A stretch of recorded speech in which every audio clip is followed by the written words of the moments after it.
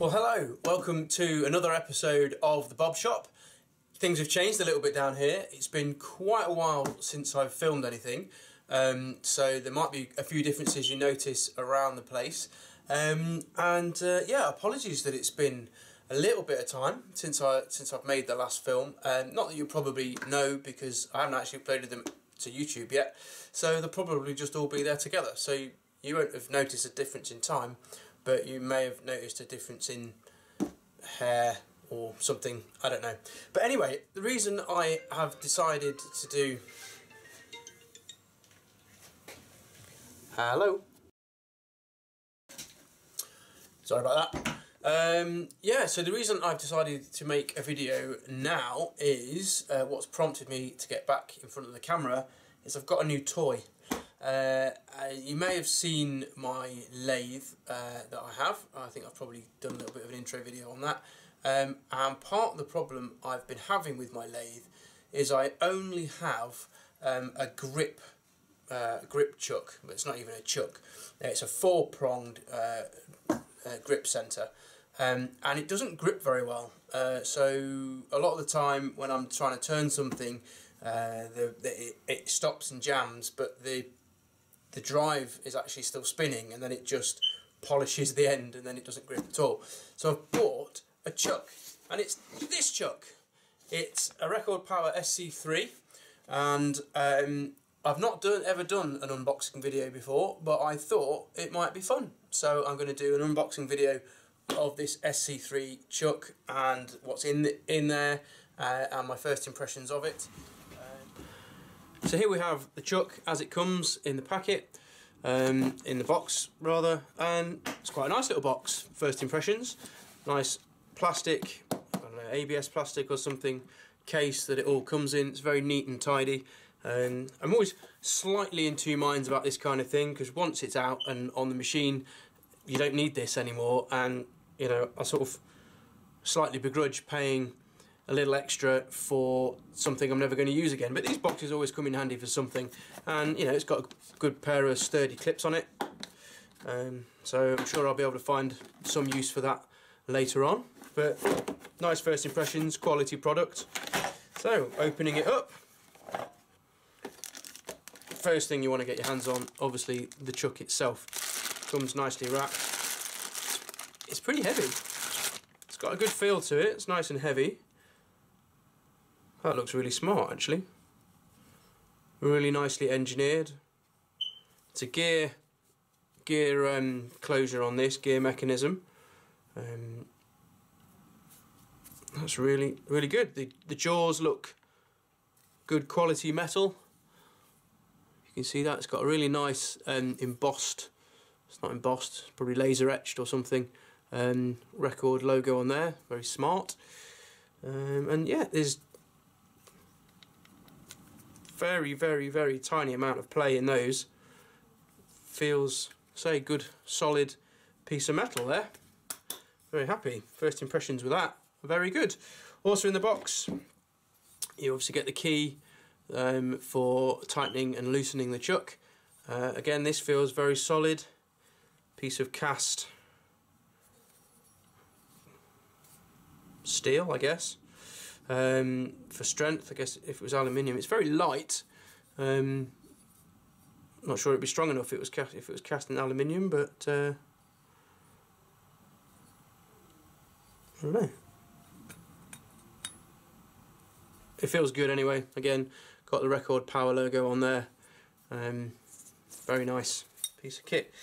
Now, one of the reasons I went for this particular set as well is, you may have noticed, the extra value sticker on the front is not only do you get a standard set of jaws, I'm hoping they're under here, here we go, you get a bunch of extra bits and bobs. So this is the stepped set of jaws, so let's have a little look at these.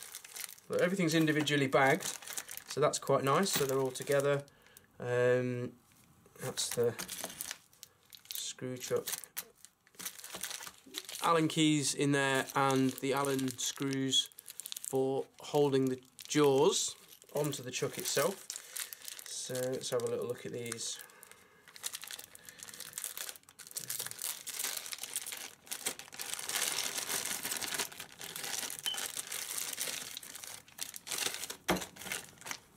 There you go, there's the stepped set of stepped jaws. And very nice they feel too, good solid metal. They're slightly dovetailed, if you can see that. So, and they're numbered as well. So you've got 1, 2, 3 and 4, little laser etched number on there. Very nice. They're grip jaw inside, so you can see the teeth there. So they're a grip jaw internally and externally, 2 sizes of dovetail in that. There you go, just about made that out. Yeah, really nice. Very nice. Next set of jaws, these look like the standard small. If that's not a contradiction in terms, standard small, I think they are just called the small size, 25mm if I'm not mistaken. Oh, these are tagged together.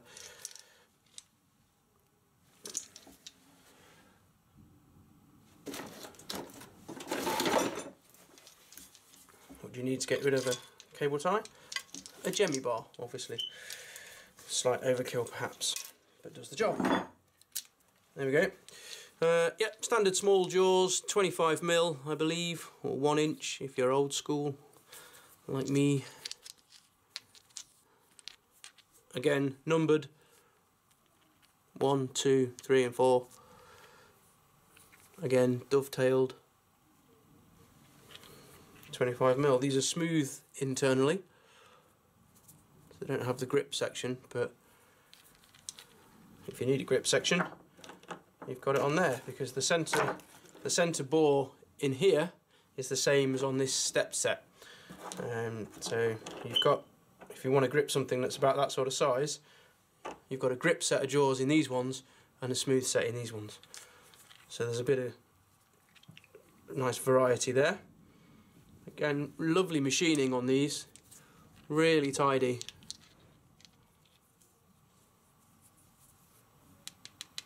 Yeah, nice quality kit. Here's the standard set, which I believe are 50mm. 2 inch in old money.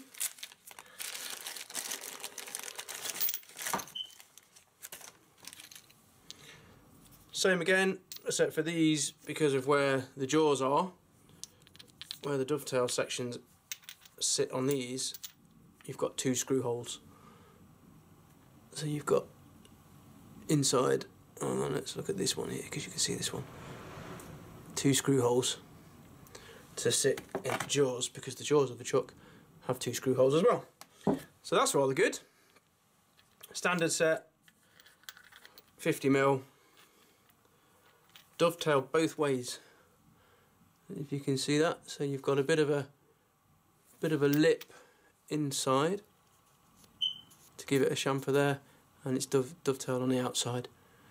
So again, nice bit of versatility there for use of all sorts of things. And this is one of the main reasons now that I went for this set.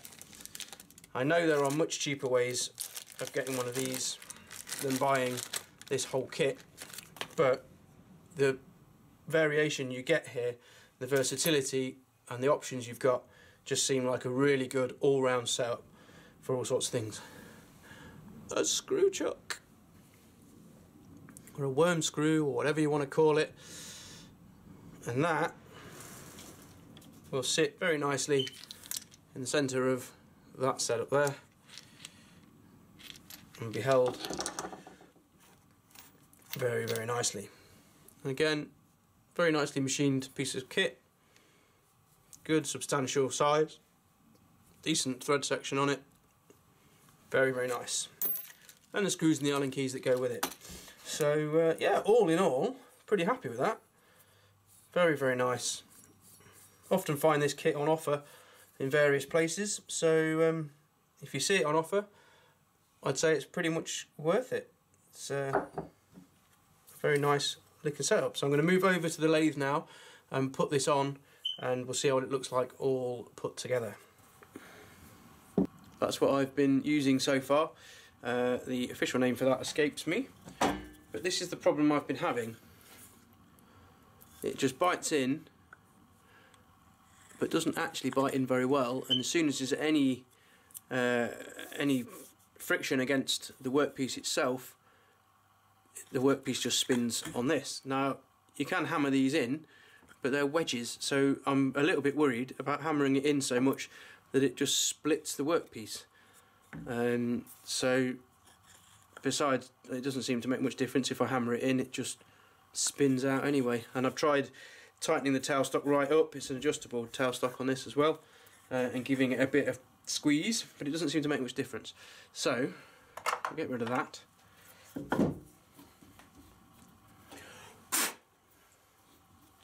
Those threads a bit of a clean, and this should, in theory, just go straight on.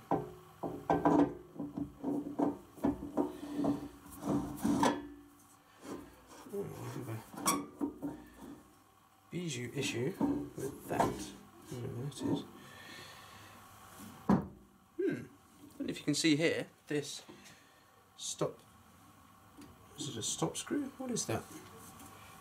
Whatever it is, it's pinned in and it's in the way.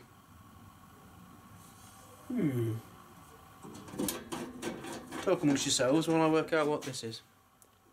Might even refer to the manual and go against all my creative instincts, but there you go. Looks to me like it's this bit. 37, 38, 39 and 40, except for what I've got there. Doesn't look like this. I think that's been bobbed at some point. And this is plunger, pin, spring and housing plunger.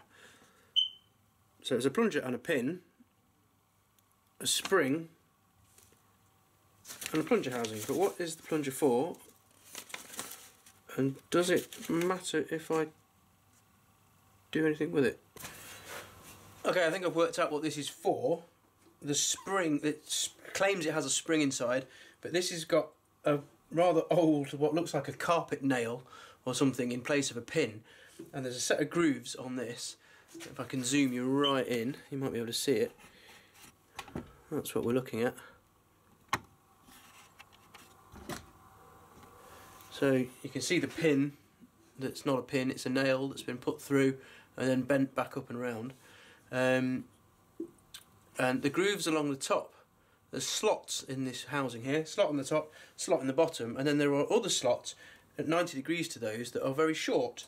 So it looks to me as if it's a stop plunger that you pull out and turn through 90 degrees, and the pin would drop into these smaller slots which holds the plunger out, and then when you pull it out, turn it back through 90 degrees and let it drop all the way back in down these longer slots, the plunger goes into the machine and would lock the drive.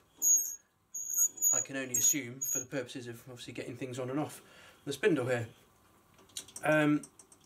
It looks to me like at some point this is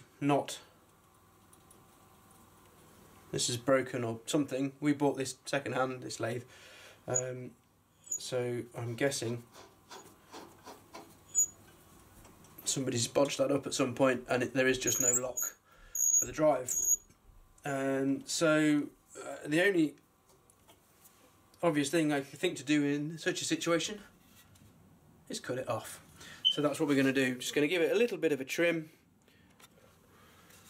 so it's short enough here, so the clearance issue that I was just experiencing is gone. So I'm going to trim it off to about there.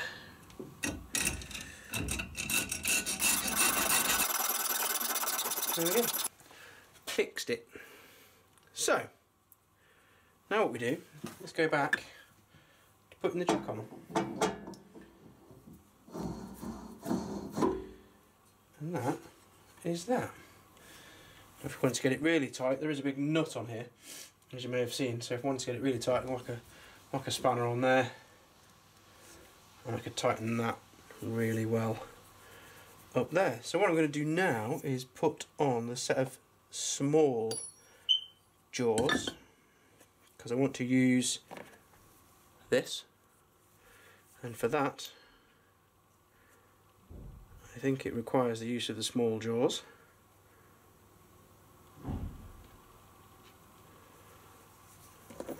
Or does it just go all the way in?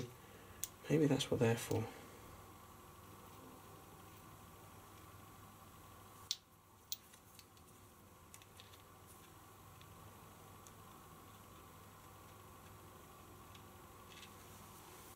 Maybe I should read the instructions. That's twice in the same space of 10 minutes that I've started reading instructions. I don't know what's wrong with me. There we go. Always proves it's always wise to read the instructions, especially when dealing with this kind of thing, because this stuff goes around really fast, and you don't want to be getting it messed around and cause yourself some serious injury. So one thing I was wondering about is the little flattened areas you can see on here,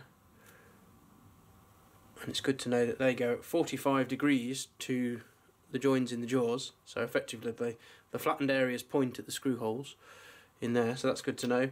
And the standard jaw set is intended for use with the worm screws. So I'll pop these on. The jaw sets are numbered as well. I'll zoom you back in. The jaws are numbered as well for consistency, so the same jaws always go on the same jaw slider. So number 4 is on number 4, and so on, and I'll put the screws in and the worm screw in, and you all know how to put screws in, so you don't need to watch me doing that. So we will go from this to this. There we go. We have our jaws on. Fabulous. Again, always worth reading the instructions. Having put those screws in, there was this left over, little grub screw. I'm thinking, where does that go? Nowhere obvious for it on there. Apparently, this version, because this is the 3/4 inch 16 TPI version, this and the 1 inch 8 TPI versions do not come with the little hole for this. What it does mean is I can't reverse turn on this, but that's not a problem because this lathe doesn't do reverse turning anyway. So rather accidentally I've ended up with the chuck that doesn't have a feature that I can't use either way. But it does mean you end up with a spare grub screw, which for a brief moment until I actually read the instructions kind of worried me, because not only is it not obvious where it goes, I don't like having little bits left over in the kit, but I guess they just ship these screws and things the same as the two different versions, but that's how they come. Now the next little thing we need to do is pop this little bad boy in. There we go. Widen that out. That goes in very nicely. Just goes back as far as it can in there.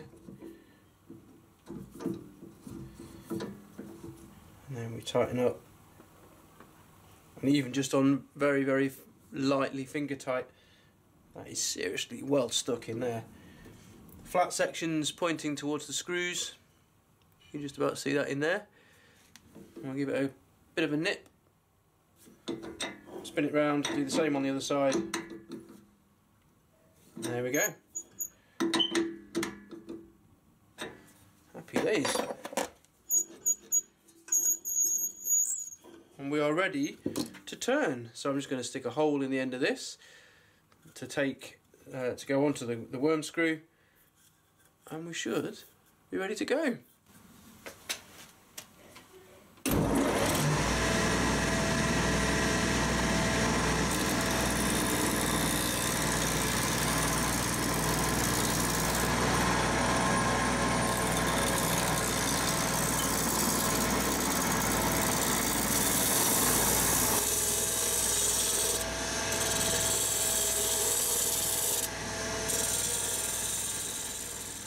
So there we go, chuck is installed, all on there.